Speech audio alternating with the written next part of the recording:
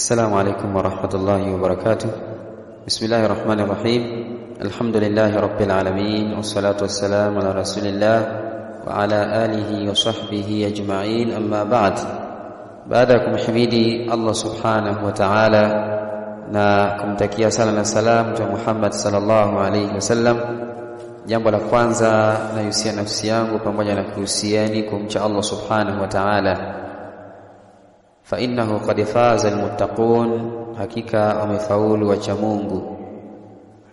Ikhwatal afadhil, leo katika darasa yetu ya hadith, kama ambavyo tulitangaza katika ratiba, tutasoma kitabu Umdatul Ahkam, kitabu cha al-Imam al-Hafidh Abdul Ghani al-Maqdisi rahimahullahu ta'ala rahmatan wasi'a. Kitabu hiki Umdatul Ahkam ni katika vitabu vya hadithi vilivyokuwa muhimu sana kwa mwanafunzi anayeanza kujifunza hadithi za Mtume sallallahu alaihi wasallam. Ni kitabu ambacho kimeandikwa katika mfumo na mtiririko wa vitabu vya fiqhi, yani ile milango yake musannif ameileta katika mtiririko kama ambavyo vinaandikwa vitabu vya fiqhi, akianza na kitabu tahara, kisha kikafuata kitabu swala na vitabu vingine ambavyo amevielezea katika kitabu chake. Ama kuhusu al-Imam Abdul Ghani al-Maqdisi rahimahullahu ta'ala, huyu ni mwanawachuoni katika wanawachuoni wa Ahlus Sunnah wal Jamaa, akiwa yeye ameishi katika karne ya 5 mpaka karne ya 6. Allah subhanahu wa ta'ala amrehemu, na alikuwa ni mwenyeji wa mji wa Al-Maqdis alikozaliwa. Amezaliwa katika mji wa Al-Maqdis, Palestina. Al-Imam Abdul Ghani Al-Maqdisi rahimahullahu ta'ala amezama sana katika elimu ya hadithi. Amekuwa ni mtu ambaye ni nguzo muhimu katika elimu ya hadithi pamoja na ulumu zake rahimahullahu ta'ala, na wanawachuoni wamemfanya kuwa ni marejeo, na wengineo katika wanawachuoni wa Sunna ambao ni marejeo makubwa katika elimu hii ya ulumul hadith. Kitabu chake hiki Umdatul Ahkam ni kitabu ambacho amekusanya ndani yake hadithi ambazo ni muttafaqun alayhi, hadithi ambazo wameafikiana maimamu wawili, yani al-Imam al-Bukhari na al-Imam Muslim rahimahumullah ta'ala. Zile hadithi ambazo wameafikiana, zile ambazo tunasema ni muttafaqun alayhi, ndio ameziandika katika kitabu chake hiki Umdatul Ahkam kwa ajili ya kumrahisishia mwanafunzi ahifadhi hadithi za Mtume alayhi salatu wasalam ambazo zitamsaidia kustadili katika ahkamu shar'iyya, hasa katika upande wa fiqhi. Ndio taona kwenye kitabu tahara amekuwekea hadithi zinazozungumzia tahara, akija kwenye kitabu swala amekuwekea hadithi zinazozungumzia kitabu swala, akija kwenye haji hivyo hivyo, kwenye saum, mpaka mwisho wa kitabu chake. Na kitabu hiki ni kitabu ambacho kinashauriwa baada ya mtu kusoma al-Arba'un an-Nawawiyya asome kitabu hiki, kisha baada ya kitabu hiki anaweza kasoma Bulughul Marami, kitabu cha al-Hafidh Ibn Hajar al-Asqalani rahimahullahu ta'ala rahmatan wasi'a. Na sisi katika darasa yetu hii tutakuwa tunasoma hizi hadithi pamoja na milango yake na vitabu vyake, pamoja na kutoa tarjama ya hadithi, lakini pia tutakuwa tunaeleza na kutafsiri maanul mufradati, baadhi ya misamiati ambayo ipo katika hadithi, na hivyo tutakuwa tunataja faida zinazopatikana katika hadithi.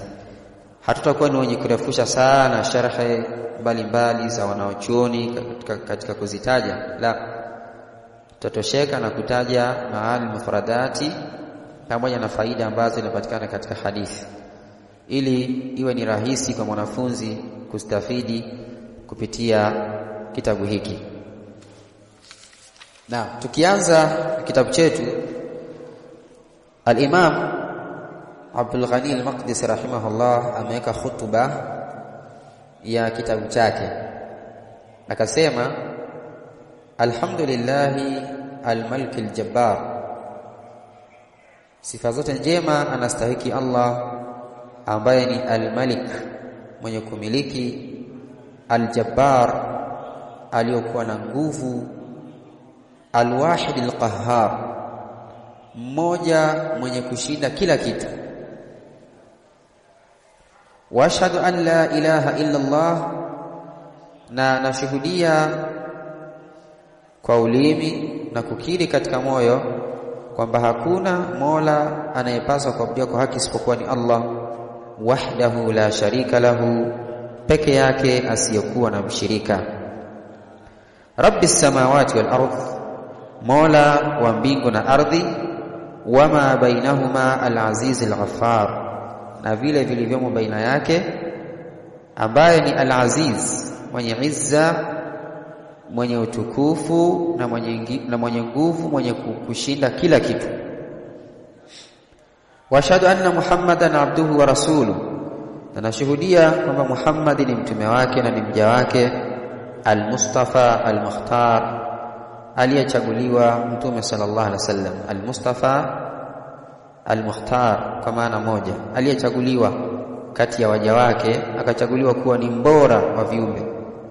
Sallallahu alayhi, swala ya Allah, sifa za Allah ziwe juu yake, wa ala alihi, na vile vile na juu ya watu wake, watu wa mtume sallallahu alayhi wasallam, wanaingia wake zake na familia yake kwa ujumla, wa ashabihi al-athhar, vile vile masahaba wake wale ambao wametoharika, al-akhyar, wale ambao waliokuwa bora. Amma ba'du, ama baada ya hayo, fa inna ba'd al-ikhwani sa'alani, hakika baadhi ya ndugu wameniomba.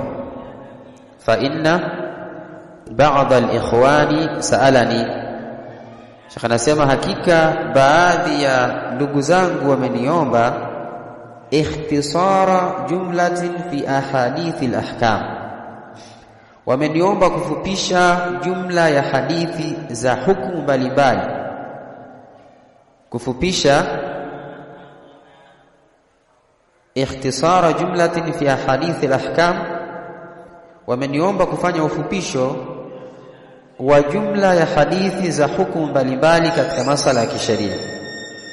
Mimma tafaqa alayhi al-imamani, miongoni mwa zile hadithi ambazo wameafikiana juu yake maimamu wawili, miongoni mwa hadithi ambazo wameafikiana juu yake maimamu wawili. Maimamu gani hawa? Akasema Abu Abdillahi Muhammadu ibn Ismail. Wa kwanza ni Abu Abdillahi Muhammad ibn Ismail ibn Ibrahim al-Bukhari, al-Imam al-Bukhari, na wa pili wa Muslim ibn al-Hajjaj ibn Muslim al-Qushairi an-Naisaburi, hadithi ambazo wameafikiana juu yake hawa maimamu wawili. Fajabtuhu ila sualihi, akasema nikaitikia ombi lake huyu aliyeniomba kufanya hivi, rajaa al-manfa'ah, kwa ajili ya kutarajia manufaa, kwa ajili ya kutarajia khairi, al-manfa'ati bihi, kutarajia manufaa ambayo yatapatikana kwa kazi hii. Hapa Sheikh ametaja sababu ya kuandika kitabu hiki. Kwa nini ameandika kitabu? Kilichompelekea kuandika kitabu hiki ni ombi ambalo aliombwa na baadhi ya wale alioita ikhwa, ndugu zake katika imani, na huenda walikuwa ni wanafunzi wake au walikuwa ni mashekhe wa zama hizo walimuomba yeye, amewaita ikhwan. Wa as'al Allah, anasema na namuomba Allah, ayamfa'ana bihi, namuomba Allah anufaishe kupitia kitabu hiki wa as'al Allah an yanfa'ana bihi, na muomba Allah atunufaishe kupitia kitabu hiki. Wa man katabahu, na yule ambaye atakiandika, au sami'ahu, au akasikiliza akajifunza, au qara'ahu, au atakisoma, au hafidhahu, au akakihifadhi, au nadhara fihi, au akatizama katika kitabu hiki katika hali ya kufanya marejeo. Na muomba Allah subhanahu wa ta'ala awanufaishe wote hawa kupitia kitabu hiki. Wa ayja'alahu khalisan liwajhihi alkarim, na ajalie kazi hii, kitabu hiki kiwe ni khalisan, kiwe ni kwa ikhlas, liwajhihi alkarim, kwa ajili ya uso wake uliotakasika. Mujiba lilfauzi, ambako kunapelekea ikhlasi, ambayo inapelekea lilfauzi, kufaulu, ladaihi fi jannati naim, kwake yeye katika pepo, au katika pepo zilizokuwa za neema. Fa innahu hasbuna wa ni'mal wakil, kwani kwa hakika yeye ndiye mwenye kututosha sisi na mbora wa kutegemewa, Allah subhanahu wa ta'ala. Huu ni utangulizi ambao shekhe ameutoa katika kitabu chake hiki cha Umdatu al-Ahkam. Kisha kaandika kitabu at-tahara, kitabu at-tahara. Kama nilivyosema, shekhe kitabu chake amekiandika kwa mfumo wa vitabu vya fiqh, na ndio maana hapa ameanza na kitabu at-tahara. Ukisoma vitabu vya fiqh utaona kwamba vitabu vyao wanavileta katika mpangilio huu wa kwanza na kitabu tahara. Maana ya tahara ayuha alikhwa, at-tahara fi lugha an-nadhafa. Tahara kilugha maana yake ni an-nadhafa, usafi. Tahara maana yake ni usafi. Hii ni maana ya kilugha.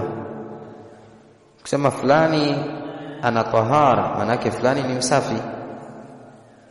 Nilikuwa nafanya tahara, lakini nilikuwa nasafisha, nafanya usafi. Ama katika upande wa istilah, katika upande wa matumizi na sheria na dini yetu, tunaposema tahara tunamaanisha nini? Maana yake ni raf'ul hadath au irtifa'ul hadath wa zawalun najis.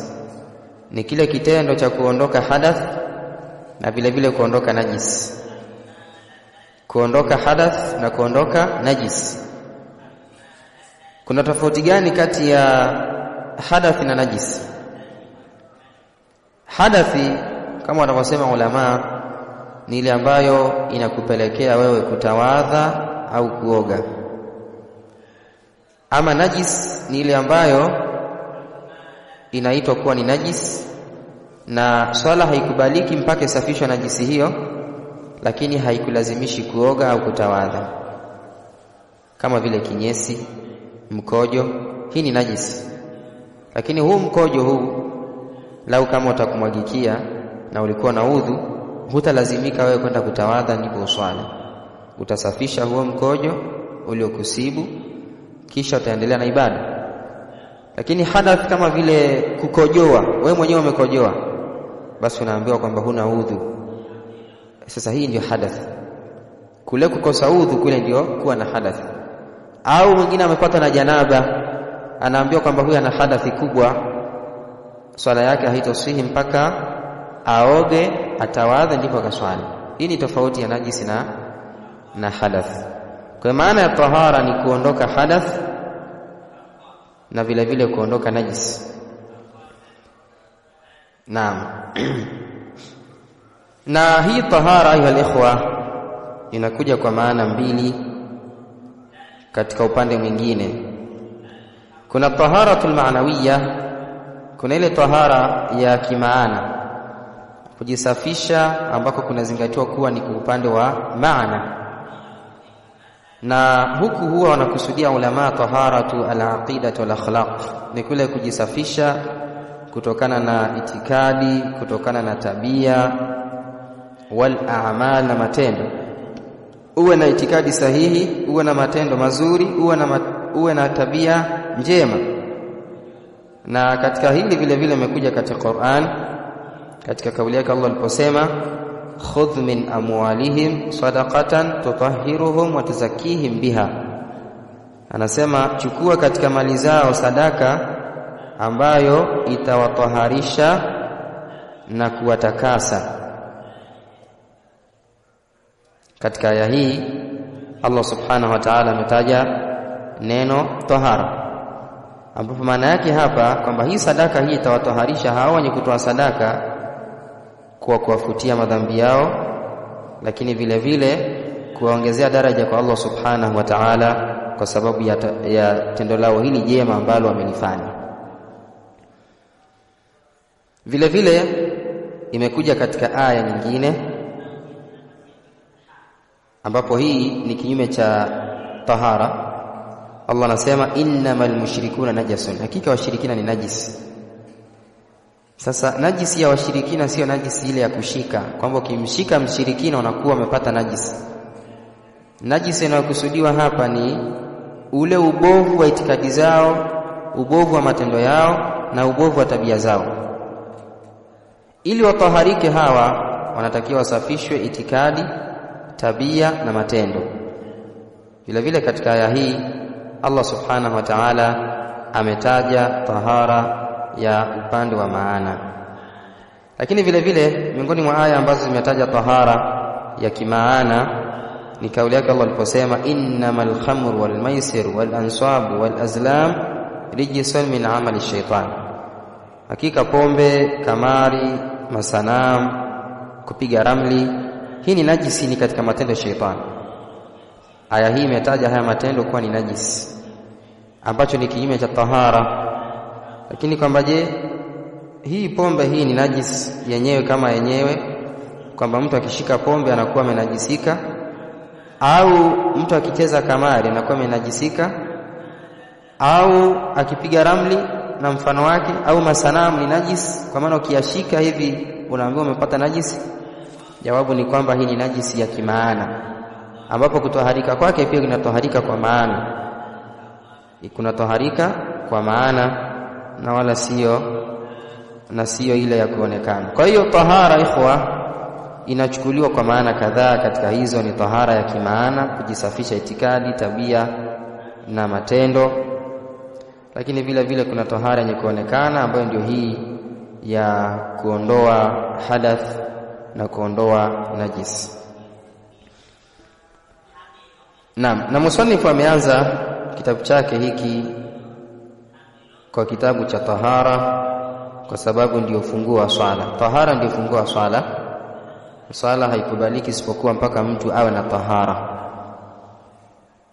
Kwa hiyo ni kama vile ameanza kuzungumzia sharti miongoni mwa masharti ya swala ambalo ni at-tahara, kujitaharisha, kwa sababu hakuna swala isipokuwa mpaka mtu ajitaharishe. Na vile vile ulama mara nyingi kwenye vitabu vyao huanza na kitabu tahara katika maana nyingine, wakimaanisha kwamba huku na kuenda kusoma, huku unakoelekea kusoma huko mbele, huko kwenye kitabu chake unatakiwa usafishe itikadi yako na nia yako.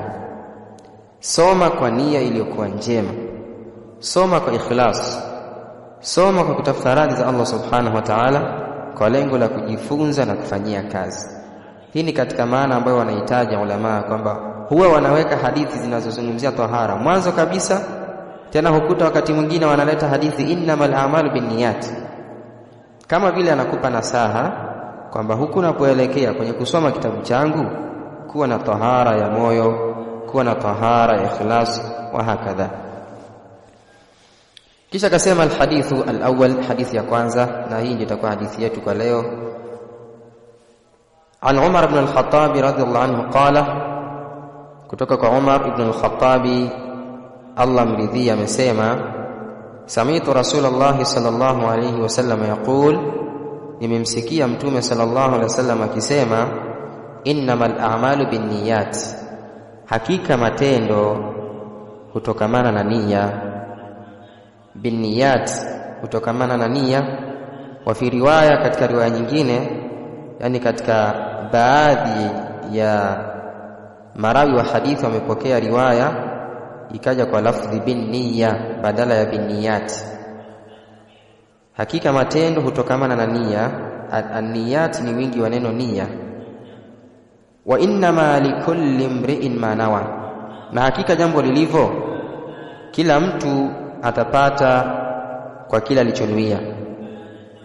Faman kanat hijratuhu ila Allah wa rasulihi, yule ambaye kuhama kwake itakuwa ni kwa ajili ya Allah na mtume wake, fa hijratuhu ila Allah wa rasulihi, basi hijra yake au kuhama kwake itakuwa ni kwa ajili ya Allah na mtume wake.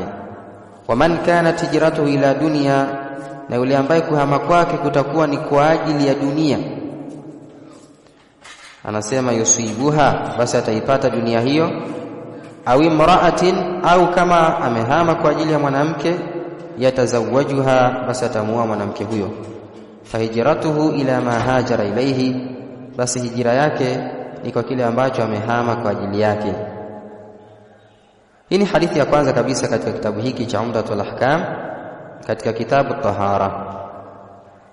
Maudhui ya hadithi hii ni bayanu manzilati niyati min al-a'mal, kubainisha nafasi ya nia katika matendo. Kubainisha nafasi ya nia katika matendo. Kauli yake aliposema Mtume alayhi salatu wassalam, al-a'mal innama al-a'mal. Neno al-a'mal ni wingi wa neno amal, wa huwa ma yaqumu bihi al-insan, ni kile ambacho anasimama kukifanya mwanadamu, min qawlin, imma katika matendo, au fi'lin, au katika min qawlin, katika kauli, au fi'lin, au katika matendo, au tarki maqsudin, au kuacha kwa maksudi. Jambo la haram ukaliacha kwa makusudia kujikurubisha kwa Allah subhanahu wa ta'ala, hii inahesabika ni katika matendo, kama vile kusoma Qur'an, kutawadha, kuacha kunywa pombe au kuacha wizi, qasdan, kwa kukusudia, ta'abbudan au taqarruban ila Allah ta'ala. Haya yote yanazingatiwa ni katika matendo. Kwa hiyo Mtume aliposema innamal a'malu binniyat, maana yake kwamba matendo haya tunayoyafanya ya ibada ni matendo ambayo yanaambatana na nia. Binniyat, hii ba wanasema ulama inakuja kwa maana ya al-musahaba, yani haya matendo yanasuhubiana na nia. Itakapokuwa matendo haya yametoka kwa mtu mwenye akili anayejitambua, ni lazima yataambatana na nia. Kauli yake aliposema wa fi riwaya binniya, yani maana yake kwamba imekuja katika baadhi ya riwaya za hadithi kwa tamko hili binniya badala ya binniyat. Na neno an-niyya ni umoja wa neno an-niyat, na zote hizi zinakuja kwa maana moja, kwa sababu kinachokusudiwa ni matendo yote yanafungwa na nia. Kauli yake aliposema Mtume sallallahu alaihi wasallam, likulli imri'in ma nawa, kila mtu ni kwa kile alichonuia. Maana yake nini? Maana yake kwamba mwanadamu hana katika malipo ya ibada anazozifanya au katika matendo illa ma qasada bi'amalihi, isipokuwa ni kwa yale ambayo amekusudia kuyafanya kwa nia aliyokuwa nayo. Fa in qasada bihi ibadata lillah, ikiwa atakusudia katika matendo hayo kufanya ibada kwa ajili ya Allah subhanahu wa ta'ala, basi itakuwa ni ibada. Na akikusudia kinyume na hivyo, basi malipo yake ni kwa kile alichokusudia katika tendo lake hilo. Kauli yake aliposema man kanat hijratuhu ila Allah wa rasuli, maana ya hijra, kuhama, ni taruku sukna fi biladi al-kuffar, ni kuacha kuishi katika miji ya kikafiri, bilintiqali anha ila sukna biladi al-islam, kwa kuhama kutoka katika miji hiyo kwenda kuishi katika miji ya Waislamu. Kuhama kutoka katika miji ambayo huwezi kufanya ibada zako, huwezi kumwabudu Allah subhanahu wa ta'ala, huwezi kudhihirisha alama za Uislamu zile za waziwazi, ukaenda kuishi katika miji ya Kiislamu, hii ndio inaitwa al-hijra.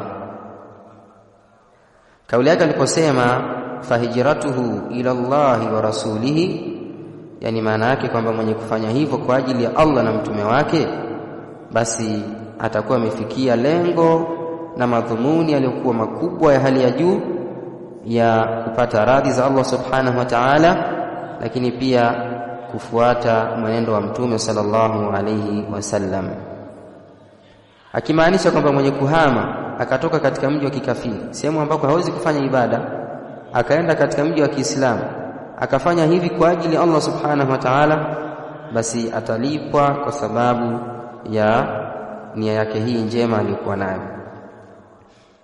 Na vile vile yule ambaye atahama kwa ajili ya dunia, wa man kanat hijratuhu ila dunia, yule ambaye itakuwa hijira yake, kuhama kwake ni kwa ajili ya dunia, mtume akasema yusibuha, ataipata dunia hiyo. Tendo ni moja, wote hawa wamehama kutoka mji mmoja kwenda mji mwingine, lakini huyu amehama kwa ajili ya dini, mwingine amehama kwa ajili ya dunia. Mtume akabainisha kwamba huyu aliyehama kwa ajili ya dini atalipwa kwa sababu ya ikhlasi yake, na yule aliyehama kwa ajili ya dunia pia ataipata hiyo dunia. Yusibuha, atapata sehemu katika dunia kile ambacho Allah amemkadiria, kama vile mali, utukufu au cheo na mfano wake, na hatakuwa na thawabu kwa Allah subhanahu wa ta'ala hata kama amehama kutoka katika mji mmoja kwenda mji mwingine, kwa sababu nia yake sio kwa ajili ya kuihami dini yake. Kauli yake aliposema au imra'atin yatazawajuha, au aliyehama kwa ajili ya mwanamke atamuoa, maana yake kwamba atamuoa huyo mwanamke. Yani ikiwa kwamba mtu amehama kutoka mji mmoja kwenda mji mwingine kwa ajili ya mwanamke, basi atampata huyo mwanamke ambaye amehama kwa ajili yake. Katika mambo ambayo tunajifunza katika hadithi hii ni kauli yake aliposema man kanat hijratuhu ila Allah wa rasuli. Ni vipi mtu atahama kwa ajili ya Allah na mtume wake katika wakati ambao ameshafariki mtume sallallahu alaihi wasallam? Kwa sababu kipindi cha mtume masahaba walikuwa nahama kwa ajili ya Allah na kwa ajili ya mtume, yani kwa ajili ya kwenda kumhami mtume sallallahu alaihi wasallam. Sasa leo hii mtume amefariki, je, kuna kuhama tena kwa ajili ya Allah na mtume wake, au kuna kuhama tu kwa ajili ya Allah? Wanasema ulama, maneno haya hutafsiriwa, yani baada ya kufa mtume sallallahu alaihi wasallam, kuhama kwa ajili ya mtume inakuwa ni kuhama kutoka katika bid'a na uzushi kwenda katika kuzitekeleza sunna za mtume sallallahu alaihi wasallam. Mwenye kuacha bid'a, mwenye kuacha mambo ya uzushi akaenda kusimama katika sunna za mtume sallallahu alaihi wasallam, basi huyu anaambiwa amehama kwa ajili ya Allah na mtume wake alayhi salatu wassalam. Miongoni mwa faida ambazo tunajifunza katika hadithi imetubainishia umuhimu wa nia katika matendo, na kwamba kukubalika matendo na kulipwa, jambo hili linazunguka katika kusihi matendo hayo kulingana na nia ya mtu. Lakini vile vile katika faida tunazopata katika hadithi hii, alhathu ala ikhlasi niyya, kuna himizo juu ya kutakasa nia zetu lillahi ta'ala, kwa ajili ya Allah subhanahu wa ta'ala. Na vile vile katika hadithi kuna ubainifu wa fadhila na ubora wa kutakasa nia. Miongoni mwa yale tunayojifunza katika hadithi, at-tahdhiru min iradati dunya bi'amali al-akhirah, tahadhari kuhusu kuitaka dunia kupitia matendo ya akhera. Akawa mtu anafanya matendo ya akhera, matendo ya kujikurubisha kwa Allah subhanahu wa ta'ala, lakini ndani yake akawa anaikusudia dunia. Hadithi imetutahadharisha kwamba hilo ni jambo la hatari, na kwamba huyo mtu ataishia kuipata dunia tu, akhera hatakuwa na nafasi. Naam, na jambo lingine katika mambo ambayo tunajifunza katika hadithi, at-taharatu min al-a'mal fala takunu illa biniyya, kujitaharisha kutokana na matendo hakui isipokuwa kutokana na nia uliokuwa nayo. Na kila mwenye kujitaharisha basi malipo yake ni kwa ajili ya nia aliyoweka kwa ajili ya tahara yake. Na hii ndio sehemu ambayo shekhe imemfanya kuiweka hadithi hii katika kitabu tahara. Sababu utajiuliza, anazungumzia kitabu tahara kisha analeta mambo ya nia, inakuwaje? Maana yake kwamba hii nia inaingia katika kila jambo. Ikiwa unajitaharisha, ima unatawadha au unaoga janaba, kusihi kwa udhu wako au kusihi kwa janaba yako au kusihi kwa josho lako la haidh au nifas, kutategemea kusihi kwa nia yako uliyokuwa nayo katika moyo wako. Hii ndio maana yake. Jambo la mwisho, nia kama wanavyosema ulama, mahalluha alqalb. Nia sehemu yake ni moyoni, na an-nutqu biha bid'ah. Kutamka nia ni jambo ambalo ni bid'ah. Kwa hakuna sheria kutamka nia katika ibada, sio katika udhu, sio katika swala, sio katika saum, bali sheria inatizama kile ambacho uko nacho katika moyo wako. Naam, kwa leo tutaishi hapa. Nasallallahu azza wa jalla